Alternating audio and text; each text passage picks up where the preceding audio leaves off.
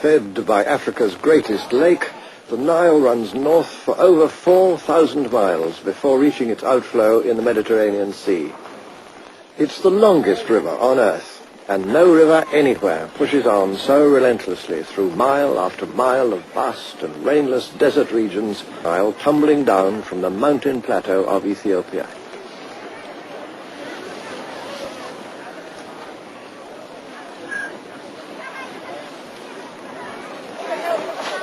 But the Nile is more than a great river. It's a whole library of the history we're looking for.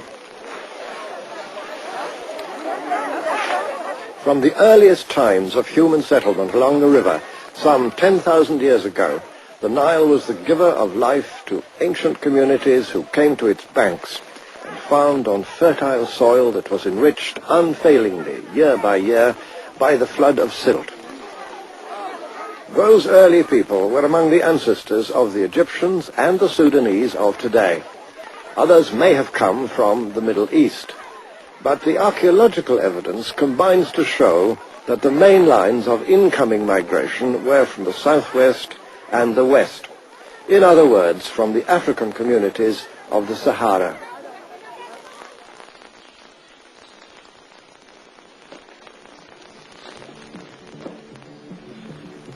5,000 years ago, this homeland had already become the scene of a civilization in many ways unmatched anywhere else in the ancient world. This is where we have to begin, in the Egypt of the pharaohs, in the African land that was the gift of the god of the Nile. It's easy enough to believe within these corridors built to a gigantic scale and yet wonderfully proportioned that you've entered a world sprung complete from the lap of the gods. Egypt of the pharaohs was the greatest and the oldest and the most inventive of all the high civilizations of antiquity. And it flourished for 3,000 years. It set a pattern and example for peoples near and far. But where were its roots, its origins, its starting point?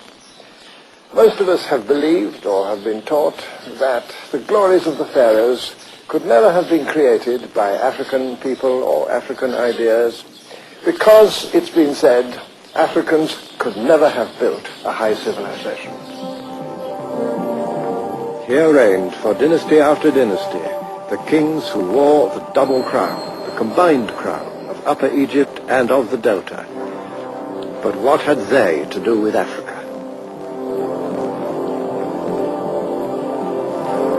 How could this grand hierarchy of gods and spirits have anything in common with the superstitious mumblings of the black peoples of inner Africa?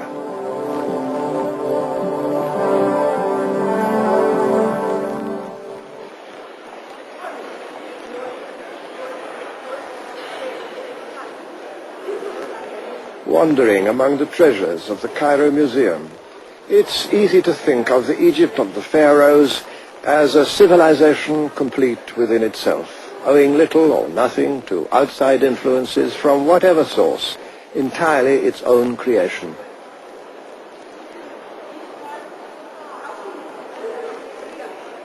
And I imagine that most visitors conclude as they listen to their guides that a statue such as this of the young king Tutankhamun may have turned very black in the course of centuries, but could not have been a black man in the first place.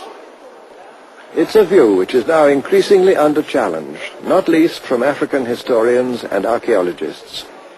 One of the more outspoken of these is Professor Cheikh Anta Diop of Senegal, who has made a special study of the origins of the people of ancient Egypt. Contemporains des Égyptiens et même des philosophes du XIXe siècle. Voici, dans le tombeau de Ramsès III, au XIIe siècle avant Jésus-Christ, les 4 races connues des Égyptiens représentées sur le même plan. Ici, vous avez l'Égyptien, le type générique de la race, en noir charbon, si je puis dire, avec toutes ses particularités ethniques. Et sur le même tableau, vous avez le type indo-européen, représenté également, avec toutes ses différences par rapport au type égyptien, du point de vue de la couleur de la peau et du point de vue du vêtement. Et ici, vous avez les autres Africains qui habitaient à l'époque l'intérieur du continent représentés de la même façon que les Égyptiens. That particular painting, however, is a rare exception, the only one, as far as I know, that so clearly makes the professor's point. For the most part, the ancient Egyptians had themselves portrayed as reddish pink, but of course they intermarried with Asians, and even more with other Africans. Many of their noble ladies were Nubians, and lovingly portrayed as such. This painting comes from the tomb of Hemaka, clearly a black lady, with a handmaiden behind her, just as surely white.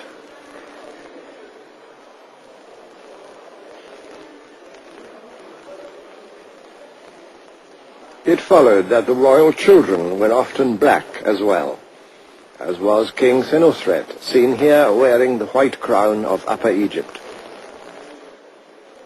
Or this pharaoh, of unknown name, but obviously of high prestige in his time, and just as clearly African.